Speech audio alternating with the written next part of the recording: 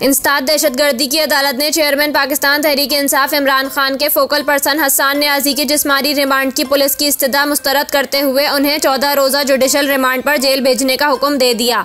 हसन न्याजी को इंसदाद दहशतगर्दी की अदालत में पेश किया गया और दौरान समाअत पुलिस की जानिब से हसन न्याजी के जिस्मानी रिमांड की इस्तदा की गई। तफ्तीशी अफसर का कहना था मुल्जिम का फोटोग्रामेटिक टेस्ट कराना है, लैपटॉप और मोबाइल भी बरामद करना है। जो ब्लो और हंगामा आराई हुई वो हसन न्याजी की इमा पर हुई। तमाम वाक़यात की तफ्तीश करने के लिए जिस्मानी रिमांड दिया जाए। हसन न्याजी के वकील का कहना था हसन न्याजी को बदनियती की वजह से मुकदमे में मुलव्विस किया गया। हसन न्याजी को सियासी इंतकाम का निशाना बनाने के लिए गिरफ्तार किया गया। FIR बदनियती की बुनियाद पर दर्ज की गई, गलत मुकदमे में गिरफ्तार किया गया। हसन न्याजी की गिरफ्तारी गैर कानूनी है, लिहाजा इन्हें मुकदमे से खारिज किया जाए।